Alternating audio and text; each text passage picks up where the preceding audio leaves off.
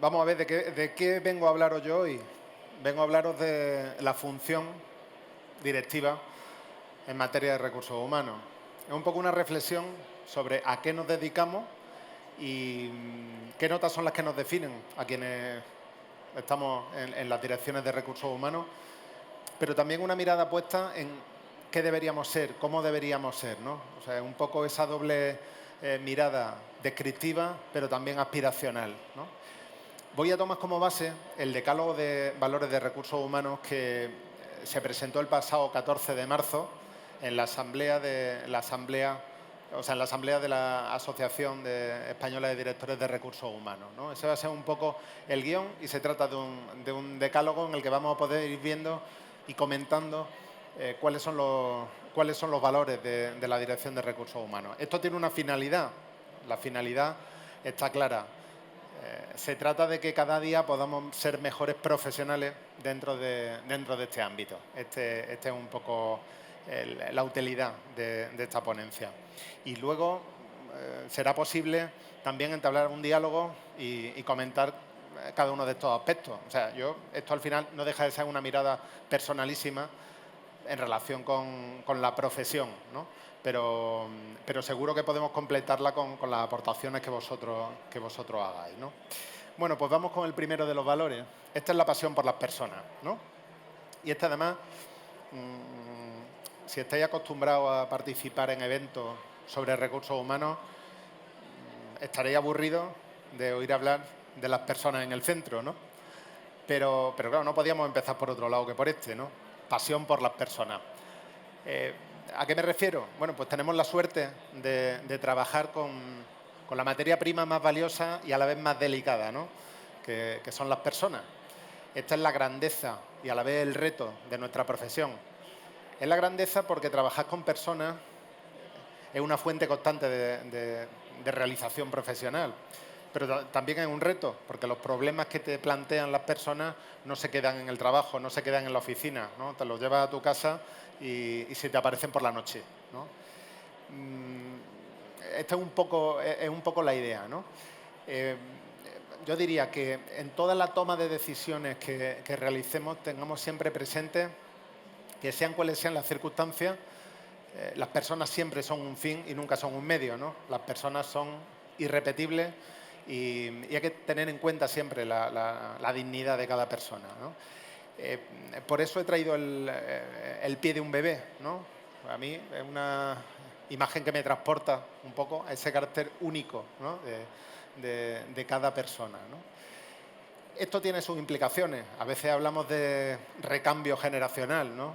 Y en las empresas, ¿no? Y parece que estamos hablando de piezas y de tornillos, ¿no? A veces hablamos incluso de reposición de efectivos, ¿no? Y parece, a mí me suena a un supermercado, ¿no? Y a mí me gusta mucho más hablar de ese reto del relevo generacional, ¿no? Esa imagen en que esos dos corredores, el senior y el junior, avanzan y de manera que el senior le pasa el testigo a la nueva generación, ¿no? Y en ese testigo le pasa toda su experiencia y todos sus valores, ¿no? Dentro de esa consideración por las personas, por supuesto, está toda la parte relativa al bienestar, generar las condiciones para que los empleados puedan desarrollarse. Y es que yo creo que este es otro de los keys de esta cuestión. Nuestra función, sinceramente, creo que es acompañar al empleado para que se desarrolle personal y profesionalmente a través de su trabajo en nuestra institución. Esto es una parte fundamental. A veces otros departamentos nos ven como los burócratas, ¿no? Como los del papeleo, ¿no? Y tenemos que seguir siendo los del papeleo, no nos queda otra, porque hay que documentar estas actuaciones. Pero por supuesto que tenemos que tener la vista puesta en una mirada larga, ¿no? En que además de eso tenemos que acompañar al empleado para que encaje, para que encuentre su lugar dentro de la organización y pueda ponerse al servicio de la misma toda su potencialidad. El segundo sería la cultura de servicio. Este también me parece importante porque nosotros nos dedicamos a servir, ¿no? Hay otros que se dedican directamente a prestar el servicio al cliente, al ciudadano, Nosotros somos transversales, estamos en la trastienda y nuestros clientes son clientes internos, ¿no? Es la propia organización, ¿no? Pero nosotros procuramos trasladar el servicio a la obra común, que es la organización, que es la empresa, que es la institución. Y dentro de esto, ¿cómo lo podemos hacer? Lo podemos hacer a través de valores y a través de propósitos. Por un lado van los valores. Los valores no son algo etéreo, genérico, abstracto, ¿no? Intangible. Por el contrario, los valores son algo muy concreto, ¿no? Los valores son los criterios con arreglo a los cuales tomamos una decisión u otra, ¿no? Si a mí me ofrecen un sobre para que incorpore a una persona dentro de la organización que carece de la cualificación correspondiente, hay un valor que es el de la integridad que me lleva a tomar la decisión de no aceptar el sobre y de no aceptar que entre esa persona sin cualificación, ¿no? Por tanto, podemos decir que una empresa, una organización está llena de miles de decisiones concretas tomadas cada día por cada uno de sus empleados sobre la base de esos valores. Por tanto, los valores nos hablan de la identidad de nuestra organización, ¿no? De ahí la importancia de tener unos valores sólidos. Luego está el propósito, que es el para qué, ¿no? El para qué estamos aquí, ¿no? Y sin duda alguna, creo que es nuestra función recordar permanentemente para qué estamos aquí, ¿no? Creo que hay algo mucho más potente que un mero contrato, que una mera relación de derecho laboral o de derecho administrativo entre la empresa, la organización y el empleado. Hay un vínculo emocional mucho más potente y ahí tiene que estar siempre presente el para qué, ¿no? El para qué hacemos esto y nos tomamos estos esfuerzos al servicio de qué causa. El tercero sería mejorar la sociedad, ¿no? Esto puede parecer obvio o puede parecer lejano, pero no lo es. Vamos a ver, yo creo que todos, cada día por la mañana cuando nos levantamos, deberíamos pensar que de camino al trabajo vamos a mejorar la sociedad. Vamos a hacer que nuestra ciudad, que nuestro país sea mejor y que podamos dejarle una sociedad mejor cada día a nuestros hijos. Yo creo que esto es importante. Mejor desde el punto de vista medioambiental o de sostenibilidad, o que mejoren las condiciones sociales y económicas de la comunidad en la que nosotros operamos, o que nuestra organización se integre en la comunidad en la que nosotros operamos. Bueno, sabéis que hay cervezas que forman parte de la identidad de determinadas provincias de España, ¿no?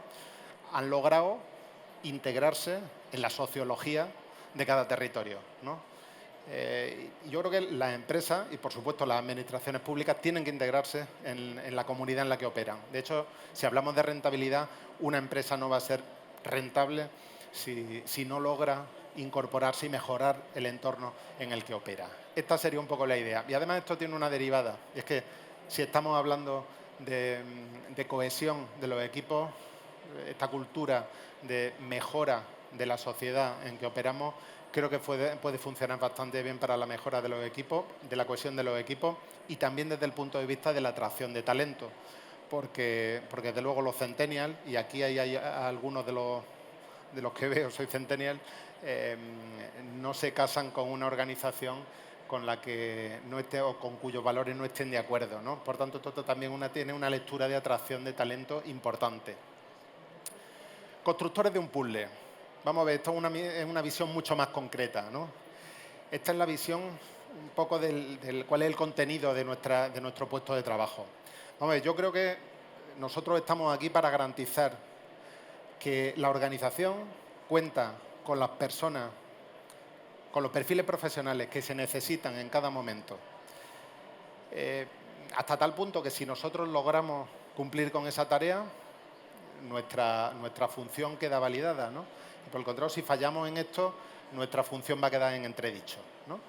Esta es una función un poco casi de arquitecto, ¿no? o de ingeniero, ¿no? De encajar cada pieza dentro de la maquinaria, ¿no? Y para eso tenemos las palancas, pues la del reclutamiento, la de la movilidad, la de la formación, los planes de carrera, la evaluación, etcétera. Todo eso son palancas, son herramientas con las cuales tenemos que tender a que cada pieza encaje en su sitio. Sabéis que muchas veces, desde parte de otros departamentos, nos ven como el departamento un poco naif, ¿no? A veces cuando somos innovadores, ¿no? En temas de gestión de personas, ¿no? Y esta función me parece importante porque precisamente nos da credibilidad. Es decir, yo creo que para estar en recursos humanos hay que ser bueno en ambas patas. Hay que ser bueno en el terreno de la gestión, es decir, en dotar a la organización de los perfiles que necesita, pero también hay que ser bueno en el terreno de la cultura. Hay que ser bueno en ambas. Si solo vamos con cultura, estaríamos vendiendo humo. Si solo vamos con gestión, cumpliremos con la tarea de dotar de los efectivos a la organización, pero no transformaremos, ¿no? Por tanto, yo creo que en la dirección de recursos humanos es fundamental ser bueno en ambas, ¿no?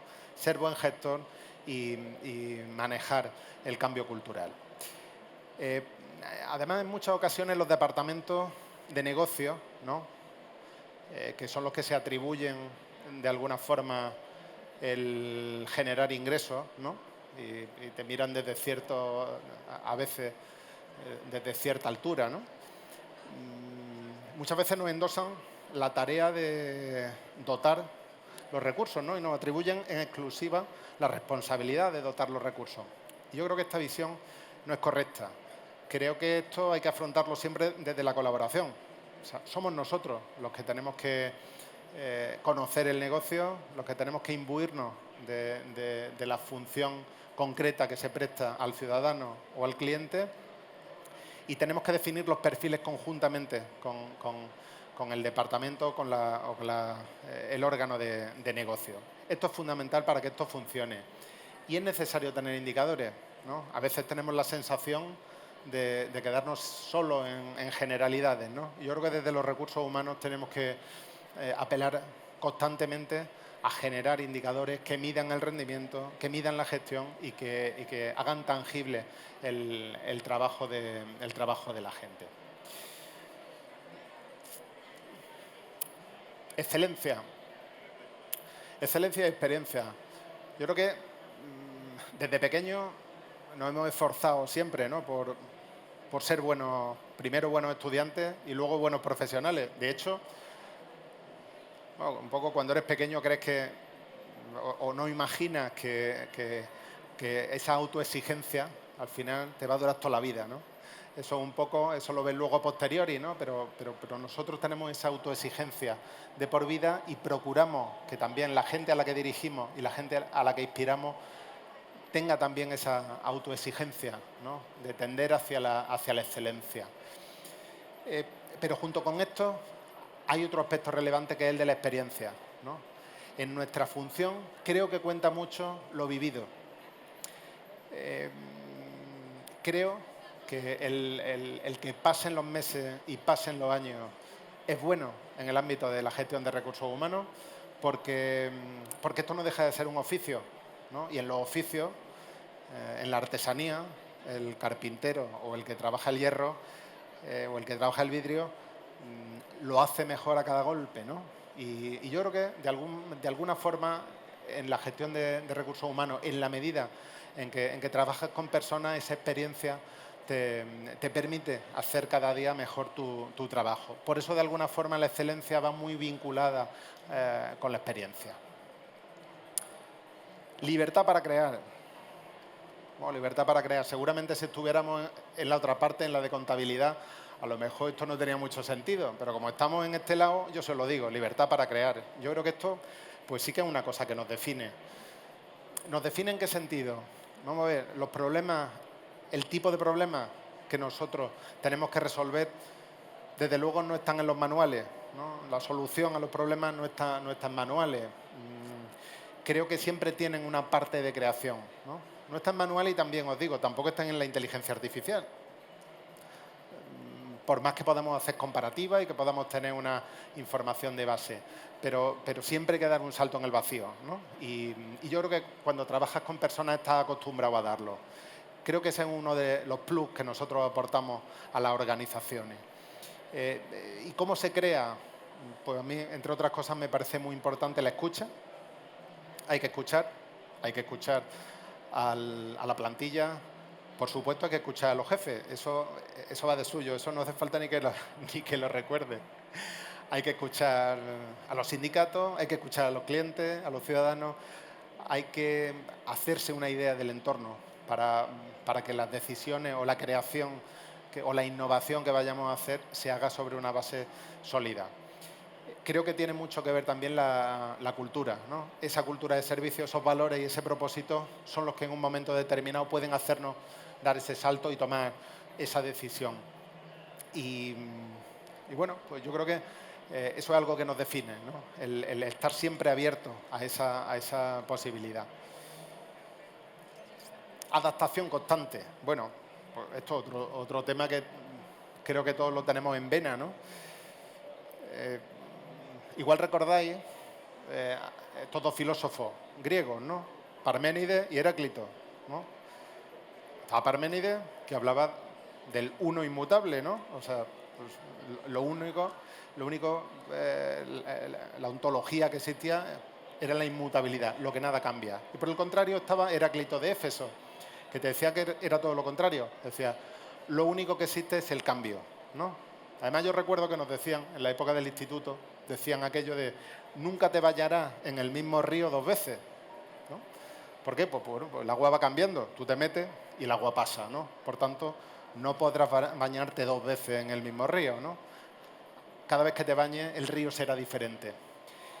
Y a mí de alguna forma me recuerda muchas veces esos días azarosos que pasamos en la gestión de recursos humanos, en que pareciera que estás en mitad de un río tumultuoso que te va a llevar por delante, ¿no? Creo que esto es algo muy característico, ese cambio constante de nuestra profesión en el que vivimos, cómo tenemos que adoptar soluciones a cada paso a problemas, además que son diferentes y que no son predecibles en muchos casos, son sobrevenidos y hay que ir dando respuestas, ¿no? Yo creo sinceramente que estamos muy preparados para bañarnos en ese río y creo también que es algo que es un plus. Es un plus porque estamos abiertos a lo nuevo, estamos acostumbrados a estar en ese río de novedades y practicamos mucho la versatilidad, es decir, el generar valor bajo diferentes fórmulas en contextos que varían, ¿no? Realmente se puede decir que lo único que permanece es ese cambio, ¿no? Y nosotros podemos aportar ese plus de adaptación al cambio. Esto me parece fundamental para la organización, porque permite a la empresa no quedarse anquilosada. Yo creo que nosotros aportamos esa adaptación. Pero además me parece muy importante trasladarla a la plantilla. En el tiempo que corre, ya sabéis que los perfiles que necesitamos son más bien, o no son tanto por el currículum y por las titulaciones que han podido acumular en el pasado, sino que más bien lo que buscamos es un talento inquieto, que esté abierto a adaptarse y aprender lo que está por venir. Lo que está por venir que ni siquiera sabemos qué va a ser, ¿no? Pero buscamos gente que sea lo suficientemente versátil para continuar adaptándose a las circunstancias en el futuro.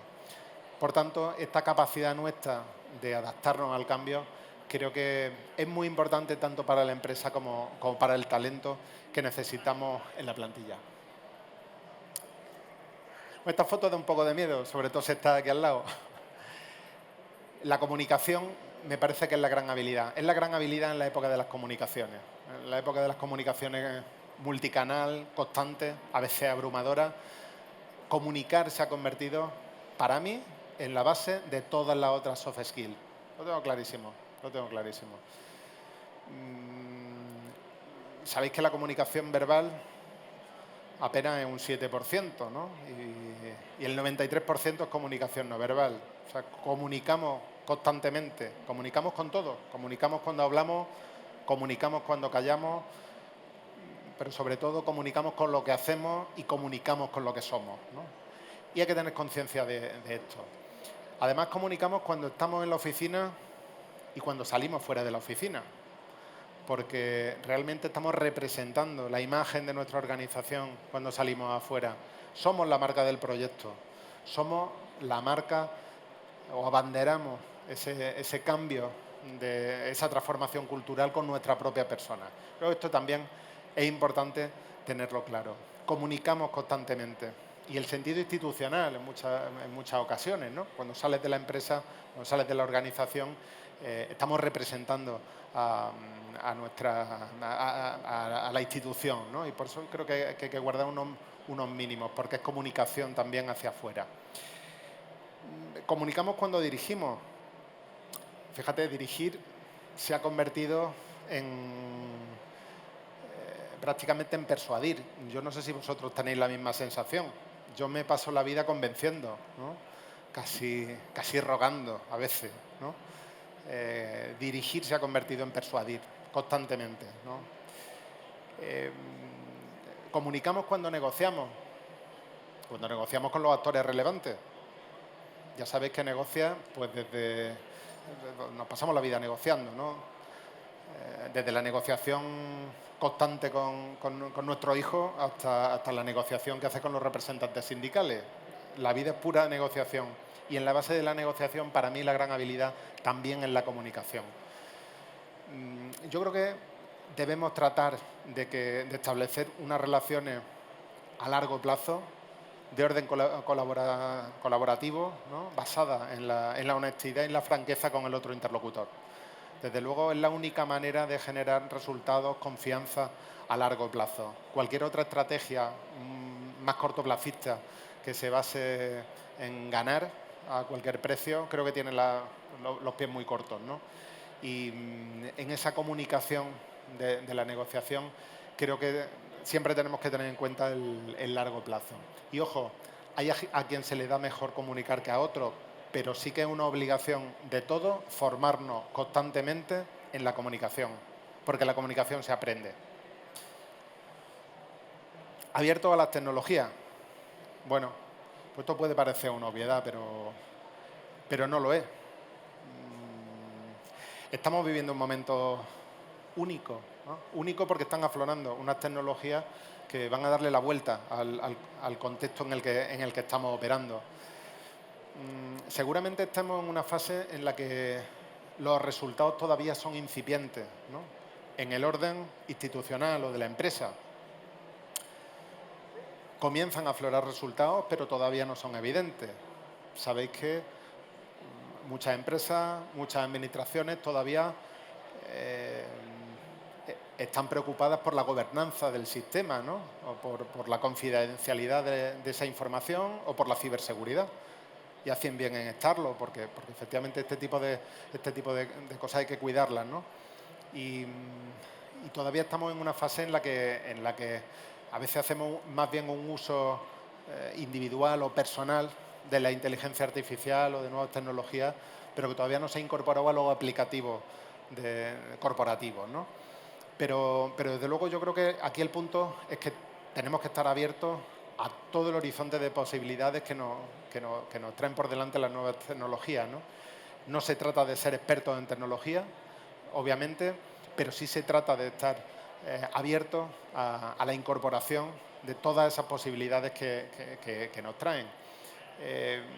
Que nos trae la pura robotización, algo tan simple y tan complicado como esto, como la robotización. ¿Cuántos recursos pueden evitarnos una buena automatización de procesos dentro de las organizaciones, sin ir más allá? Y ya no te cuento si damos el paso e incorporamos inteligencia artificial generativa. Desde luego, soy un convencido de que la inteligencia artificial generativa no sustituye a la persona, sino que al contrario, la potencia. Nos va a dar unas herramientas que van a potenciar el talento.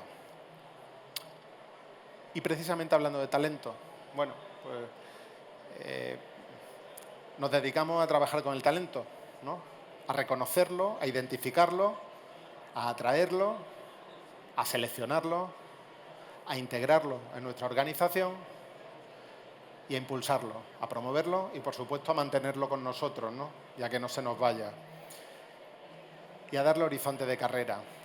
Yo creo que ese es un poco el núcleo de nuestra función. Esto es una tarea a veces titánica, ¿no? Pero una tarea preciosa. Cuando estaba preparando la presentación decía, ¿de qué manera puedo ejemplificar esa sensación, ¿no? Cuando tú utilizas algo tan delicado como el talento, ¿no? Y se me ocurre poner esta foto, ¿no? Que te habla de un campo de olivos en que no sé si tenéis, yo tengo como uno de mis hobbies en la agricultura precisamente, ¿no? No sé si a vosotros os llama, a lo mejor os llama la jardinería, no lo sé, o a lo mejor tenéis una maceta en vuestra casa, no lo sé, pero desde luego si es vuestro hobby o si lo habéis experimentado, desde luego es un hobby enormemente adictivo. O sea, como tú plantes, tú echas una semilla en la tierra, tú le echas abono, tú la riegas y como salga, es que vas a estar constantemente yendo a ver la maceta, a ver si ha nacido. ¿No? De verdad que es adictivo, ¿eh? Otra cosa que no salga, ¿eh? Si no salga te aburre y lo dejas. Pero como salga, yo os digo que todos los días vas a pasar por allí a ver cómo va. Y cuando llega la primavera y llega un poco de calor, vas a ver cómo sale el capullo, cómo florece y luego cómo llega el fruto, ¿no? Bueno, pues para mí el trabajo con el talento es algo parecido a esto que os cuento, ¿no? Es una sensación un poco parecida a esta, inefable, ¿no? Muy intuitiva, como súper satisfactoria, no sé, plena de realización, ¿no? El trabajo con las personas yo creo que se parece mucho a esto. Cuando tú creas un equipo, cuando tú haces que la gente desarrolle su talento, a mí me parece que es una de las cosas pues, más grandes que se pueden hacer. Además, cuando tú tienes una tierra, un terreno que es rico, que está enriquecido, que es diverso, el equipo luego va a ser mucho más productivo, ¿no? Equipos diversos, de diversas mentalidades, de diferentes formaciones, de diferentes acentos, ¿no? Siempre va a dar mucho más si se trata de equipos inclusivos. Y como ocurre también en la naturaleza, a veces el equipo se agota, ¿no? y pasa por dificultades, pero luego viene la lluvia, ¿no?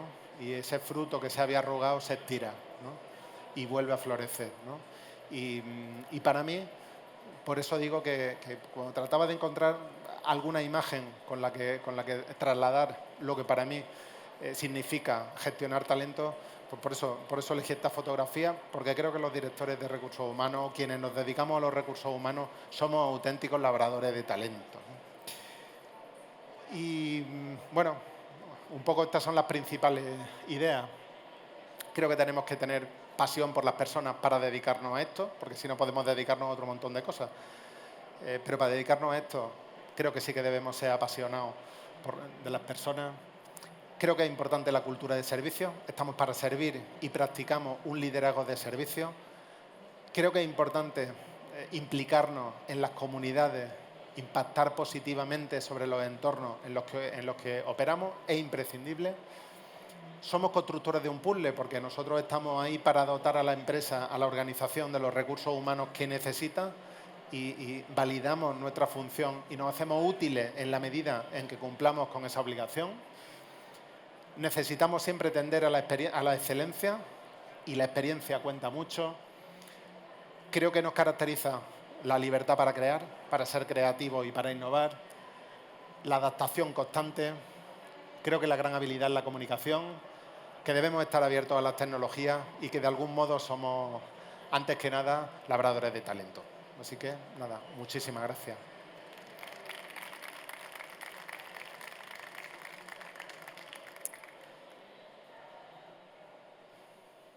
Bueno, como estamos casi en familia, yo creo que podemos,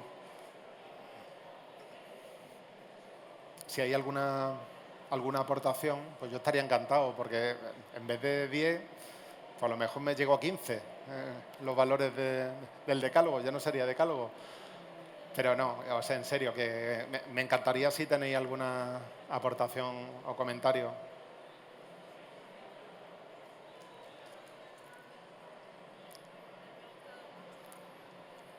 mí me ha gustado mucho el enfoque y creo que es muy completo. Es que no sabría tampoco aportar lo más, pero creo que ha dado... Gracias. Que creo que han sido muy acertados los 10 valores que quizá nos representan. Y nada, enhorabuena, simplemente, que me ha gustado mucho. Gracias. Muchas gracias.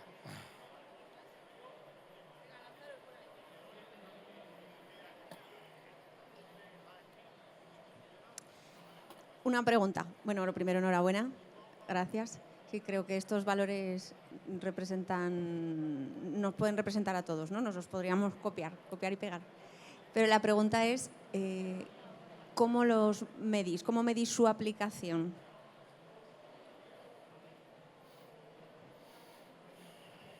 Ha ido a pillarme. Vamos a ver. Yo creo que cada uno de estos valores son de una naturaleza muy diferente, ¿no? Porque hay algunos, como decíamos al principio, hay algunos que son más descriptivos, ¿no? Entonces, este de constructores de un puzzle, ¿no? De que tú estás aquí para dotar a la organización de los perfiles profesionales que necesitan, pues esto es fácilmente medible, ¿no? O sea, si a ti te piden 30 camareros y tú lo que aportas son 30 jefes de cocina, pues tú evidentemente es objetivo que no estás cumpliendo con tu obligación. Todo eso es medible y es más descriptivo. Por el contrario, hay otros que son más aspiracionales, ¿no? Que la implicación con la mejora de la sociedad o la pasión por las personas, pues esto es más difícilmente medible. Por supuesto que siempre podremos, encontraremos no indicadores, porque no hay indicadores numéricos, pero sí encontraremos características de lo que hacemos que nos hablarán de que estamos cumpliendo con esas aspiraciones, ¿vale? Pero no podremos llegar a medirlo numéricamente. Yo eso es lo que te diría. No sé si con eso te respondo. Más o menos. Te lanzo otra pregunta. ¿Desde cuándo tenéis implementados estos valores?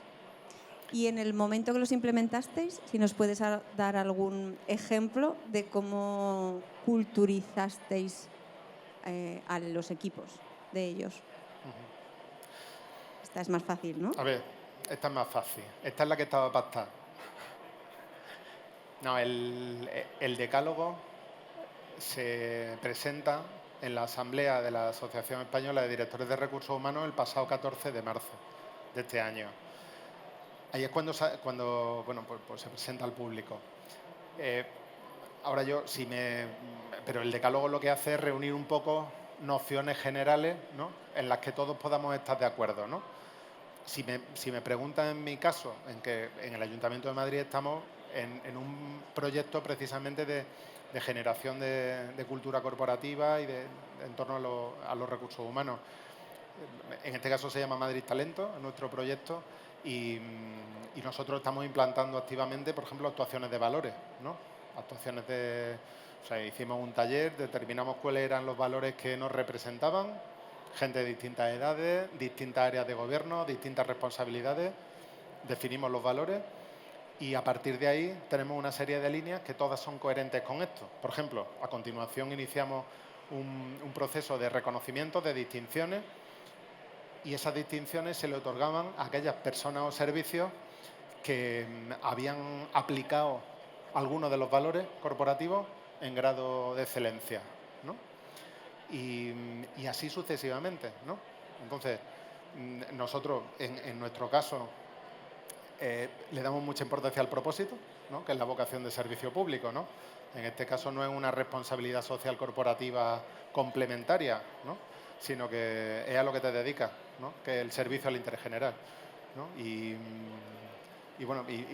trabajamos constantemente ese relato de cultura que nos sirve para la cohesión interna, pero también es el relato que nosotros llevamos a las universidades o a los centros de formación profesional para atraer a los jóvenes al servicio público, que es una tarea que a veces no es sencilla, ¿no? Entonces, toda esa tarea de cambio cultural interno tiene esas dos vertientes, ¿no? Y a nosotros en este caso nos está sirviendo para ir hacia afuera y poder contar los proyectos que hacemos en términos mucho más atractivos para la nueva generación de talento. ¿Cómo hacéis el sistema de reconocimientos? ¿Cómo nos puedes aterrizar esa actividad de iniciativa, por favor? Sí, nada, eso es muy sencillo. El año pasado hicimos la primera y ahora hemos hecho la segunda convocatoria. Se trata de... La gente no se puede presentar a sí misma, sino que son las unidades las que presentan a algunos de sus efectivos. Sabéis que normalmente, al menos en la administración, hay muchos reconocimientos para cuerpos operativos, ¿no? Pues para policía, para el ejército, ¿no? Todos los uniformados habitualmente, bueno, pues tienen este tipo de reconocimientos, pero porque se dedican también a actuaciones que, no sé, son llamativas, ¿no? Y que en las que está la ayuda es evidente, ¿no? El aporte de valor social es evidente, ¿no? Eso es mucho más complicado en el caso de otras funciones, ¿no? En el caso de los que nos dedicamos a los recursos humanos, por ejemplo, pues mucho más complicado, ¿no? Entonces, ahí ¿qué es lo que hemos hecho? Nosotros esto lo hemos centrado más bien en acciones ordinarias, ¿no? Por ponerte un ejemplo, el año pasado se le concedió un premio a algunos, por ejemplo, a un departamento de servicios sociales que había tenido actuaciones relevantes durante la pandemia, dando alimentación a familias vulnerables y tal. Y eso es más llamativo, pero luego se le dio también, hubo el premio que se le dio a un jefe de unidad a petición de sus subordinados, ¿no? Fue una cosa muy bonita. Fueron sus propios subordinados los que pidieron que se le diera un premio a él por el buen ejemplo de liderazgo práctico, ¿no? O otro ejemplo llamativo, se le dio un premio al servicio municipal que se ocupa del control de vectores, es decir, control de plagas, control de ratas, ¿no? O sea que, y ellos nos decían, nadie nos había dado un premio, habéis sido los primeros. Claro, porque se trata de acciones que no son llamativas y que sin embargo son fundamentales para que una ciudad funcione, ¿no? Entonces nosotros cultivamos mucho el discurso de lo ordinario, del cumplimiento del deber en el día a día, ¿no? Y en qué medida eso implica una aplicación de los valores, un seguimiento del propósito de la organización y una mejora de la sociedad. Eso es un poco nuestro... Gracias. Gracias.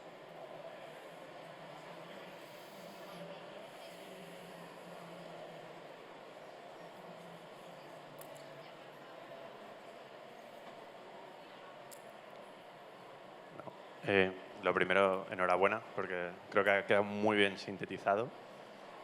Mi pregunta va en cómo ayudáis a las organizaciones y asociados a desplegar este decálogo de valores desde la asociación. Vamos a ver, nosotros lo que hicimos fue plantearlo en la asamblea.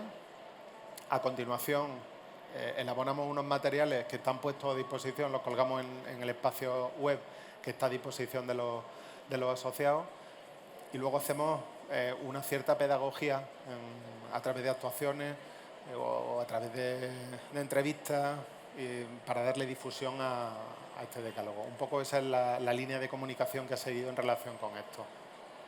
Lo que pasa es que a nosotros sí que nos gustaría continuar profundizando. O sea, en la asociación entendemos que por supuesto estamos para dar pautas sobre temas concretos, sobre derecho laboral o sobre despidos, sobre novedades legislativas, pues por supuesto. O estamos para organizar eventos que aporten valor, ¿no? Estamos para muchas cosas, pero también estamos para inspirar, ¿no?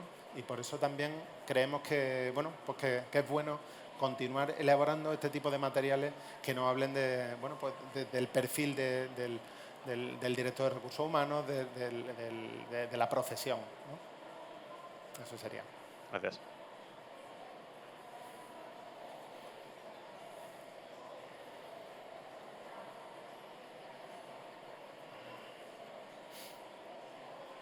Muchas gracias por la presentación.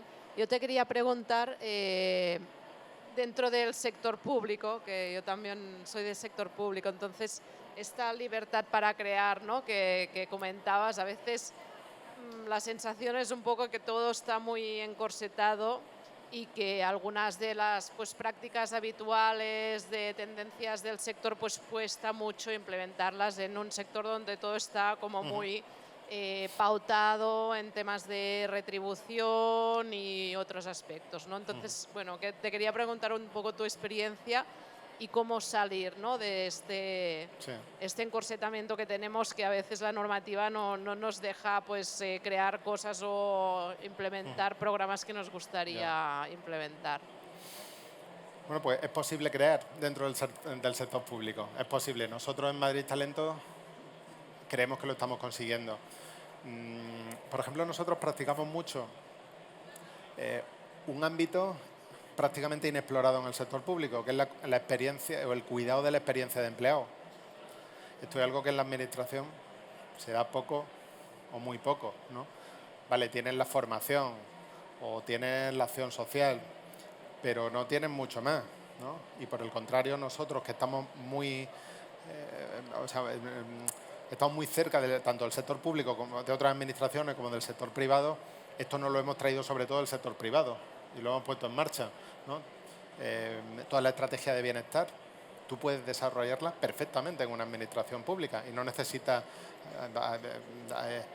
ahí no tienes cortapisas legales. Toda la parte de la que estábamos hablando, de relato, de cultura corporativa, de valores, de reconocimiento, otra parte que tú puedes tirar para adelante sin ningún problema. Por la vía de la formación es una palanca brutal.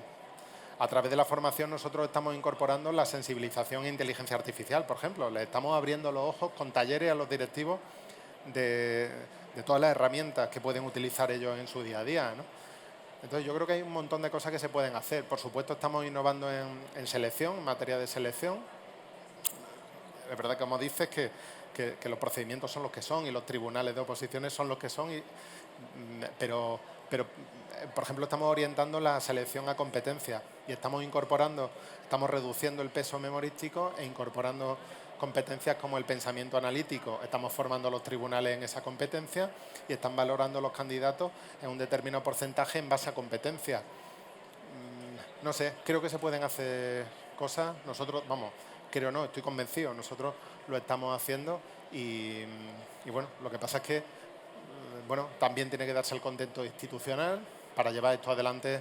Pues como sabes, pues hay que tener apoyo institucional, hay que tener un cierto consenso con los actores sindicales,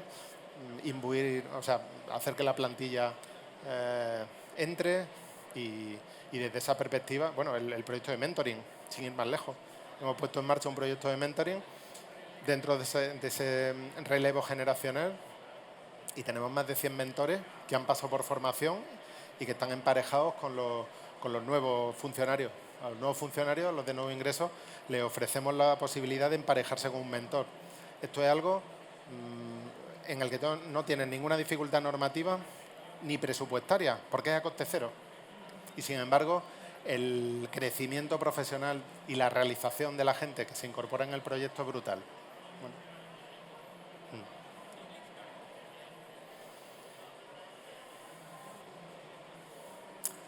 Bueno, pues entonces yo creo que podemos darlo por terminado. Pues muchísimas gracias.